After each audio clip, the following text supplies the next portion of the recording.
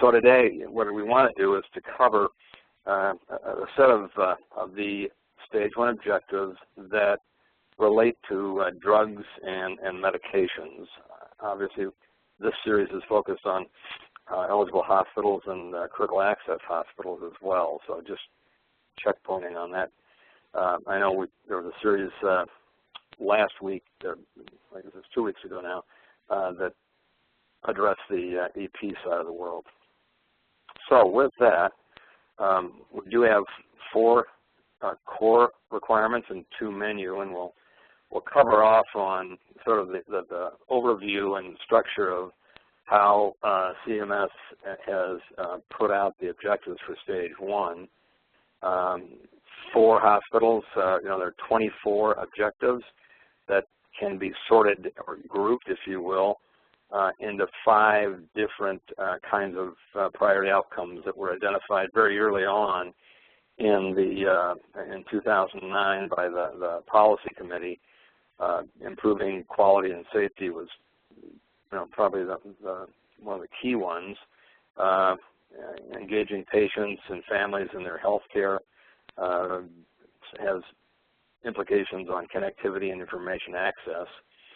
The whole adequacy of protecting personal health information has many ties to HIPAA, but also some technical considerations in the EHR that have been addressed as well. Care coordination, that clearly is one for connectivity across providers. And then improving population and public health, so almost connectivity to the public side of health management. So the objectives can be grouped into those kinds of outcomes. But in essence, what's really important is understanding the specific objectives and what you have to do to be compliant for Stage 1. So that's what we're going to move the ball forward on today and in the next 4 series as well. All right. So I mentioned that there are 24 total requirements. As you probably all know, you have to meet all of the core objectives, which there are 14 of in Stage 1, and in order to qualify. So those are required, and there's no really latitude on those as far as avoiding having to meet those. There are 10 menu, and menu, you almost want to say optional, but there's a caveat. You have to meet 5 of those. The way they structure the program, you can defer 5 of 10, so that leaves you 5 that you think you have to qualify for. However, if there is an exclusion for one of those, then you would only have to meet 4.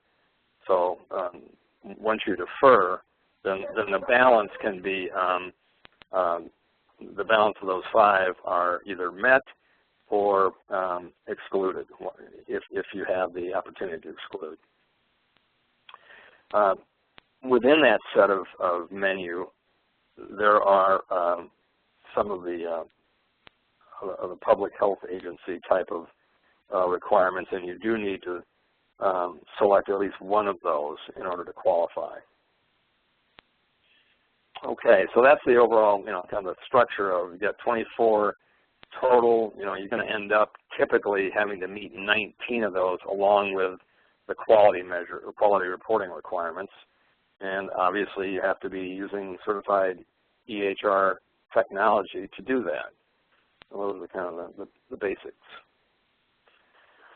So if you look at the way the information has been structured, and maybe the easiest way to look at it and understand and go through the information for Stage 1, for an objective, there's a description, the objective description, the specific measure, and there are several types of measures that have been established by CMS in order to help everyone understand what they have to achieve in order to be compliant. And then if an exclusion has been identified, you need to understand what that might be in order to either qualify or to defer. I mentioned the measures. There are several types of measures, and if you want to call it a measure, there are a number of them that are just a yes or no attestation to whether you're doing a certain requirement or a certain objective. And there are no specific counting or percentage calculations to meet in order to be compliant for those yes-no attestation type of measures. The more complicated, obviously, is going to be one where you actually have to go and compute a result. And there are really two types of measures that if you want to think of it when you're computing. And that has to do with what gets included in the denominator. So the denominator for some measures include only those patients whose records are maintained in the certified EHR, and then the numerator would be those patients who meet the specific objective that has been stated. So we'll go through, obviously, examples of those. And there is a target number that CMS has stipulated, and you typically have to exceed that target number. The way the wording of the measure is, it's typically read, you have to exceed more than a certain percent, meaning you have to be above that number. There are a select number of measures that are very similar calculation. However, they stipulate that all patients, regardless of whether their record is maintained in the certified EHR, are to be included in the denominator. And so that's just a little slight variant of the percentage-based numerator-denominator measure. And those are all specified in the Federal Register. You know, they're documented reasonably clearly on that as far as what measure you have to attain or what approach you have to use in measuring. So with that, mention that there are certain exclusions that have been identified for certain of the overall objectives because they may not be applicable to a given, as we reference here, clinical setting. You may not have the patient population in your facility and therefore can be excluded from having to meet that. You have to note that when you attest, however. You can't just not report on it. You have to note that you do not have to meet this because your patient population doesn't meet the mix that they're looking for. Okay, and the exclusions don't count against the 5 deferred menu set objectives. In other words, if you have deferred 5 and one of those deferred had an exclusion that your hospital didn't have patients for, it doesn't reduce the exclusions to the deferred to 4, and you still have to meet 5. You actually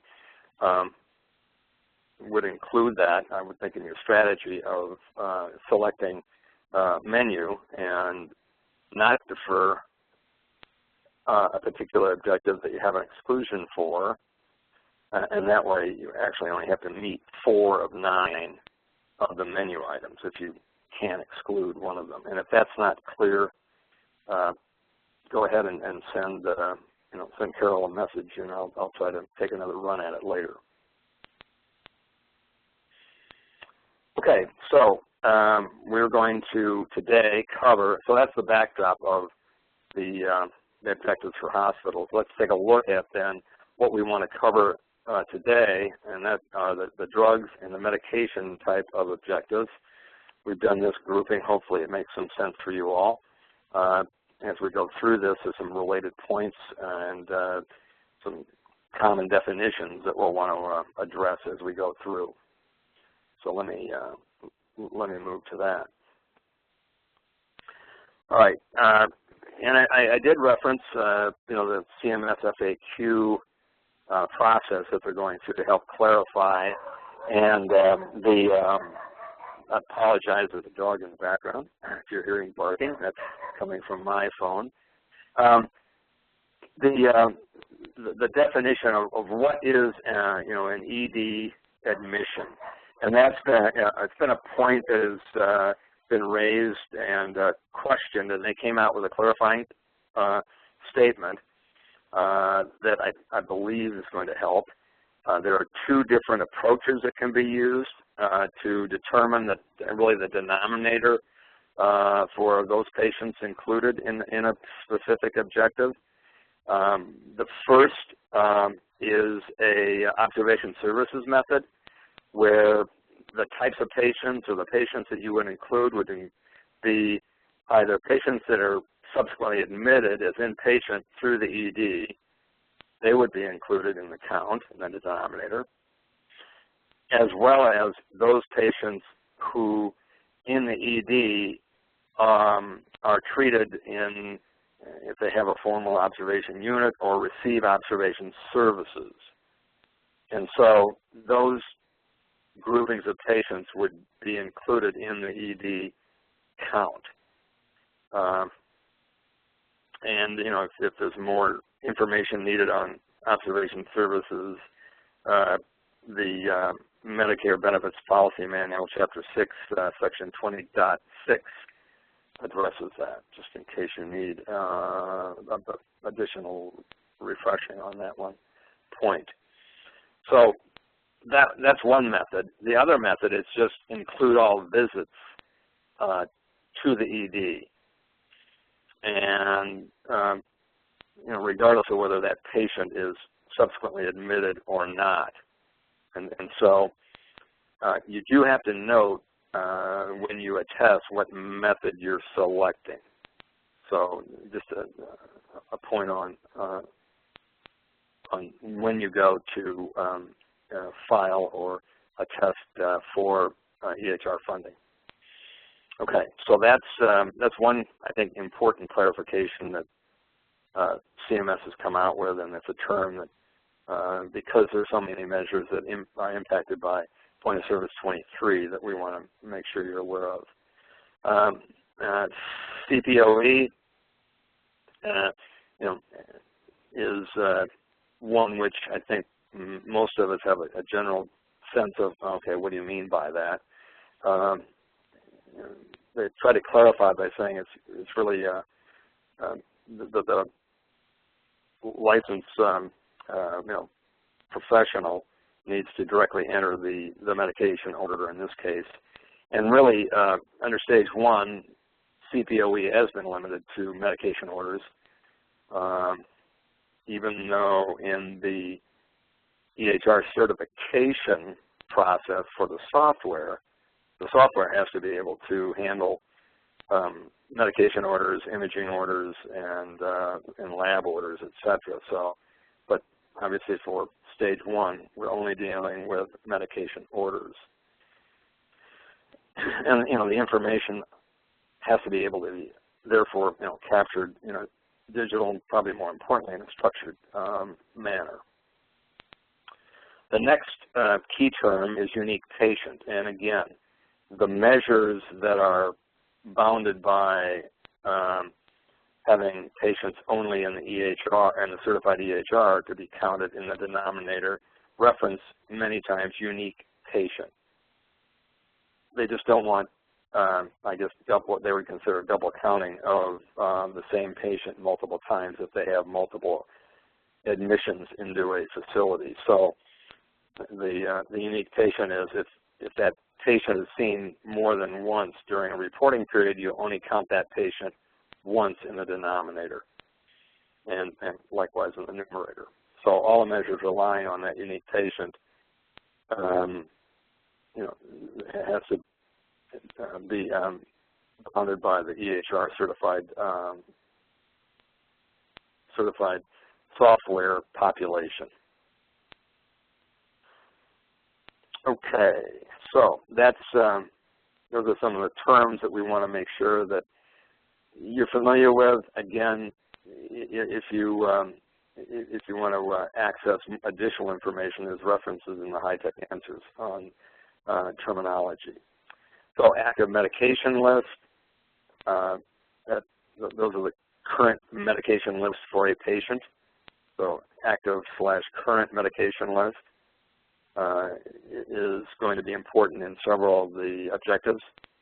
Transition of care, that is another term that received quite a bit of attention by CMS as they went from proposed to final rule to clarify what was meant, and that really the transition is from one care setting to another, and excluding, though, going from Department A to Department B within the same facility using the same EHR. So it typically is going from one healthcare facility to a second, a hospital to ambulatory primary care or long-term care, and we'll see where which entity is responsible for a given objective, whether the sending or receiving entity is responsible. So that's another point that we'll cover. Excuse me. And then relevant encounters, another definition, and it got clarified from going from proposed rule to final rule, where in the final rule, I believe, really there's a bit more latitude to allow some flexibility for the facility/the professional to determine, is this an encounter that needs, let's say, medication reconciliation, for instance, and therefore, if it's a relevant encounter, I need to do medication reconciliation. So typically, what they've said is, that if there's a change in the medication or condition that requires a change in the medication approach, either additional medication or change in the dose, route, etc., then it would be appropriate to do medication reconciliation. So we'll get to that in a moment. Okay, moving along, we have active medication allergy lists, very similar to medication lists in a way, just identifying those known medication allergies that a patient may have. What an allergy is as far as the reactions to either medications or other substances, and medication reconciliation, and trying to take and get the most current list and most accurate list of medications. And the intent, maybe longer term, is to help do that through electronic reconciliation. However, now clearly involves patient, provider, in making sure that that list is as complete as possible and current as possible as treatment is provided through the healthcare system. All right. So let's move to the structure of, and I mentioned that we use the objective, measure, and any exclusions noted.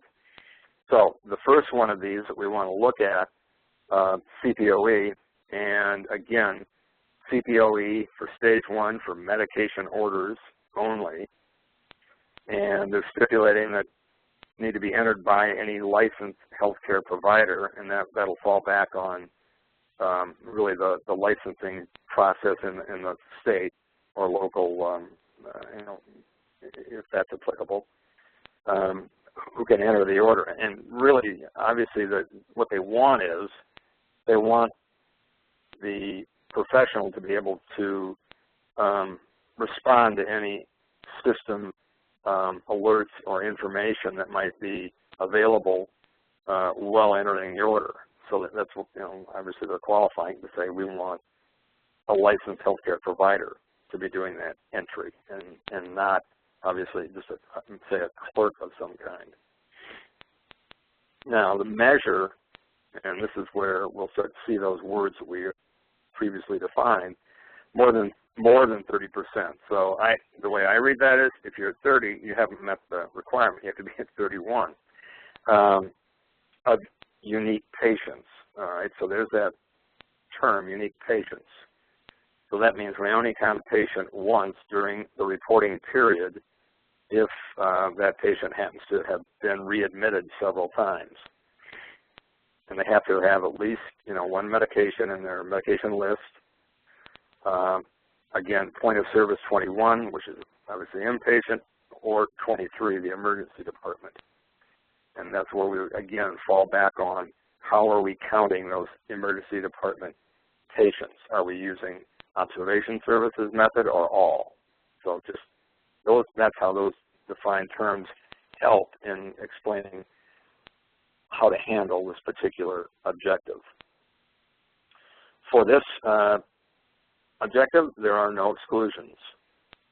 So all hospitals have to meet the CPOE requirement.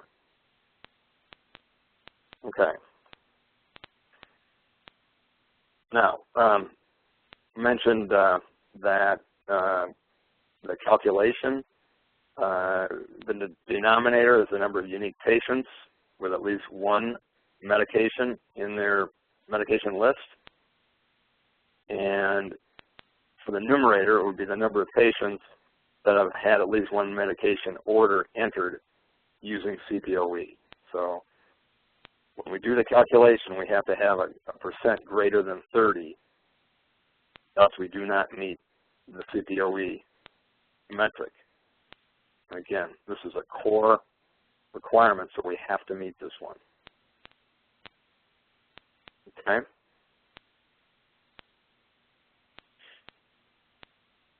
Now, sort of reinforcing some of the messages, have to have the the licensed healthcare professional,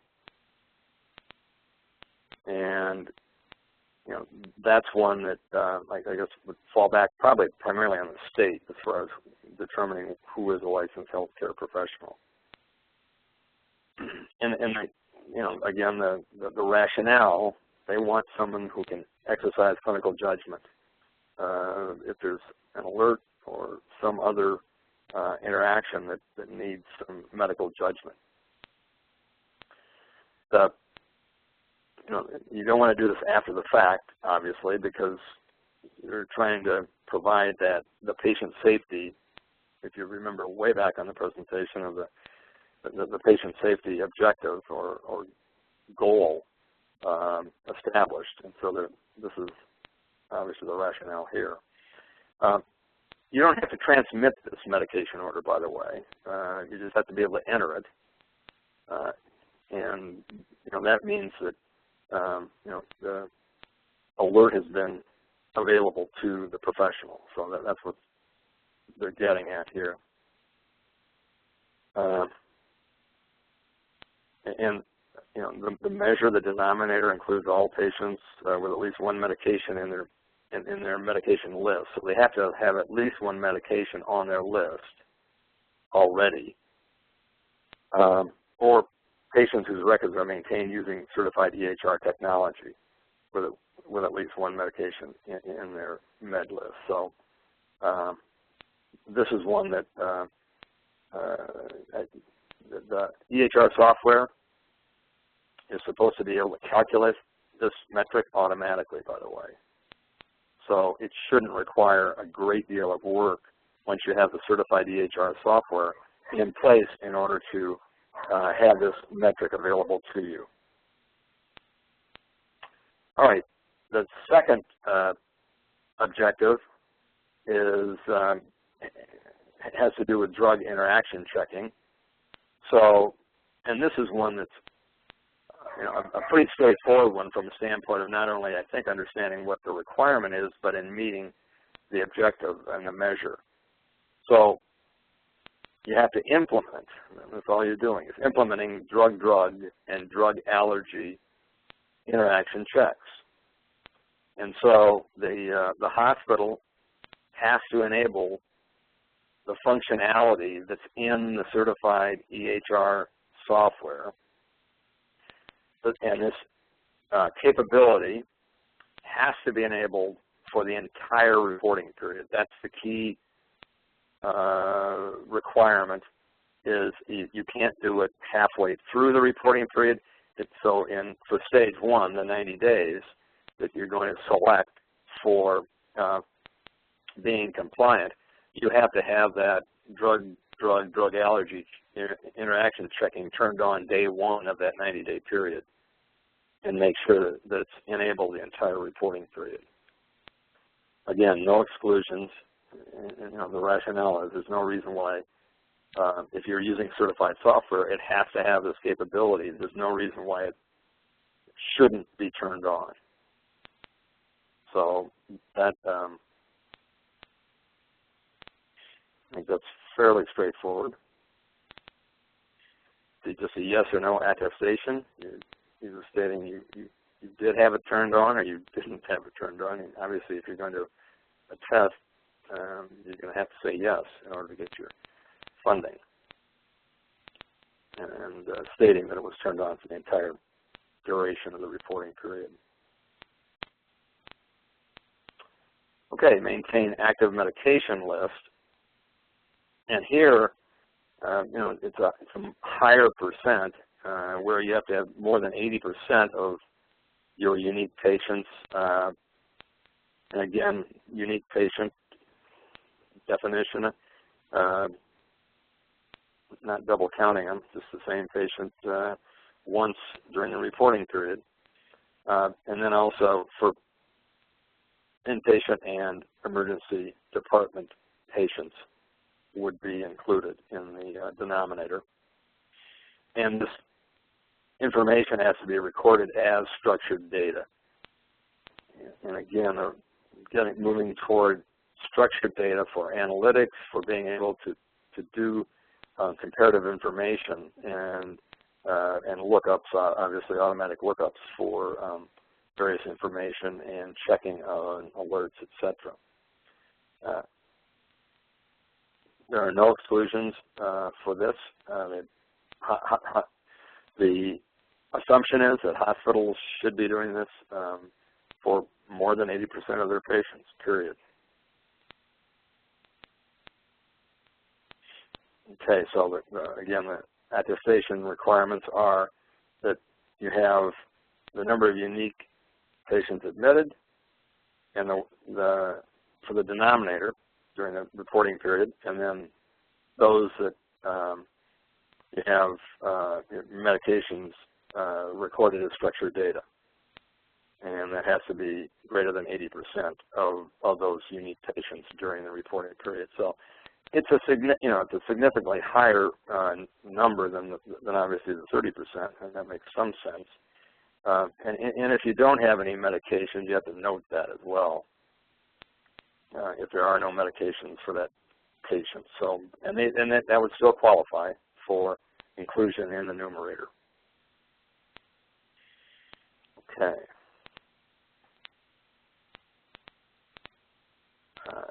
I just mentioned that you have to note if there are no meds.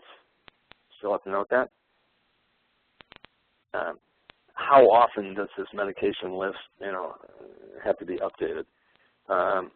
Again, they're allowing some flexibility here during during an inpatient stay, let's say, and it's based upon some judgment to determine how often that medication list is updated. Obviously, if there's a change in meds, it needs to be updated, but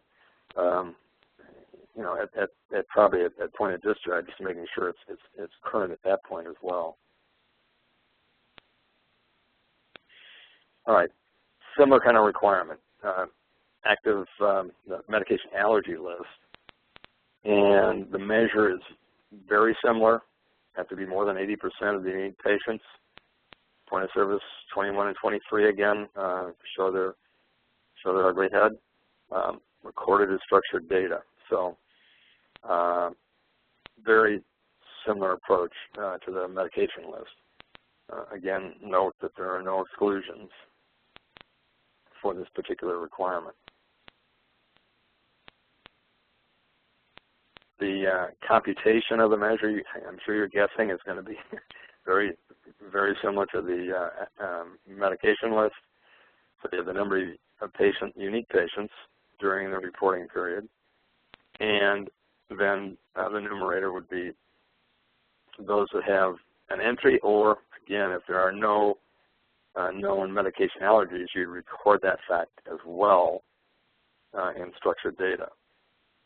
And the metric needs to be greater than 80% in order to qualify or to meet this requirement during the reporting period.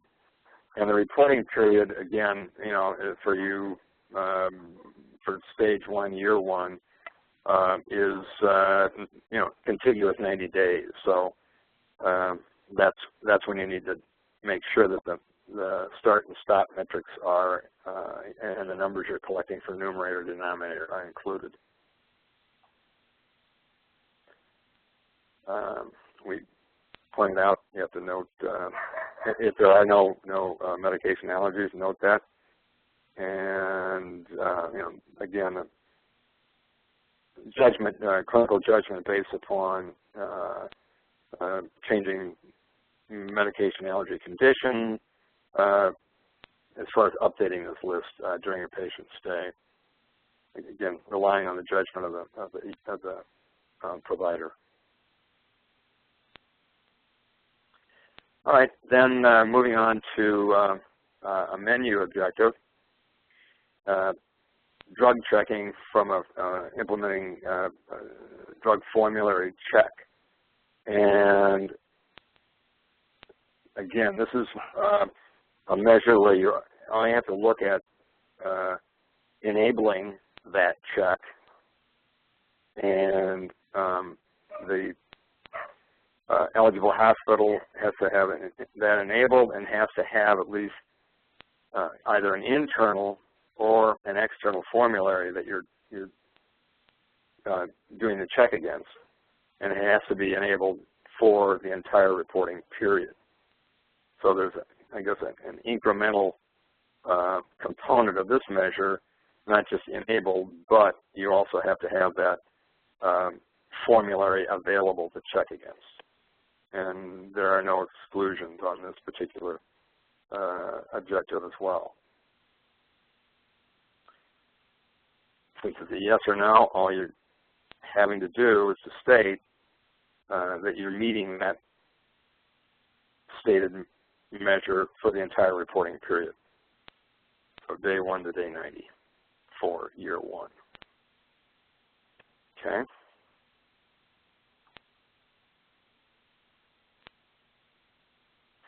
And as I mentioned, the formulary can be an internally developed formulary, or an external purchased formulary that you're utilizing. And the formulas obviously should be relevant for the patient care. I mean, I think that's a kind of an assumption that's inherent. All right, let's move along to another menu. And again, the menu objective is one that you have the option of selecting or deferring, okay? And so if you choose to select medication reconciliation, that's what you're going to have to do.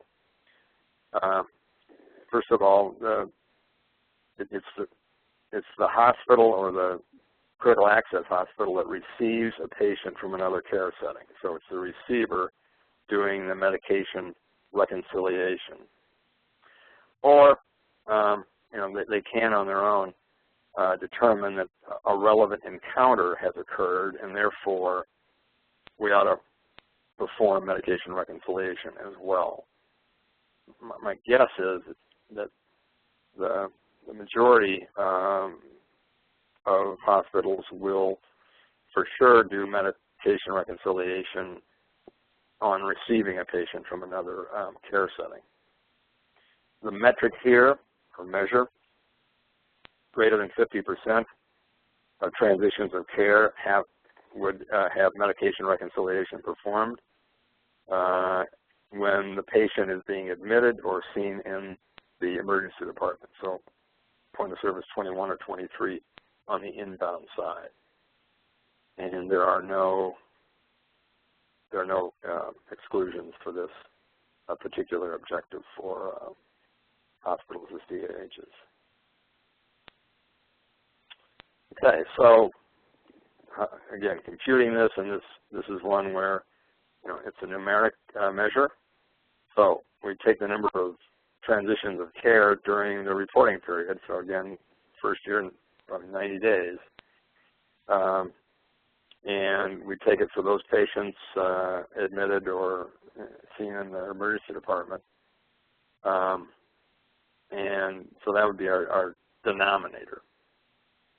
And then for the for the numerator, count the number of those patients who had medication reconciliation performed. And the result has to be greater than 50% of those transitions of care have to have had medication reconciliation performed in order to comply with this objective and its associated measure. So again, the certified EHR software is supposed to be able to calculate that result. Now, I don't know how everything gets coded in order for the software to determine that the transition of care occurred, et cetera, and it was, or a relevant encounter occurred.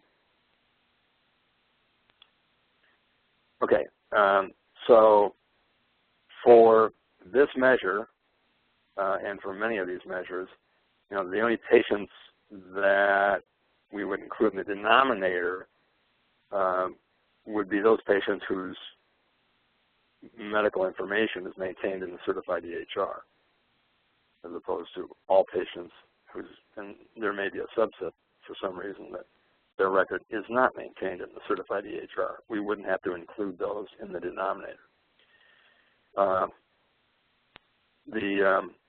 The receiving hospital, again, is the hospital, or is the entity that is to perform the medication reconciliation. They're the ones who would have to do the computation on that particular patient and include them in their statistics. Excuse me. So the information as far as the medication reconciliation, what drugs, et cetera, the information, the provider and the patient are going to be heavily involved in identifying the meds of the particular drugs that are looked at and when they're doing the reconciliation. It's not that part is not necessarily a totally automated process, although who knows, downstream it could become much more automated. I don't think it'll be ever totally automated because the patient may be doing something at home that is not in their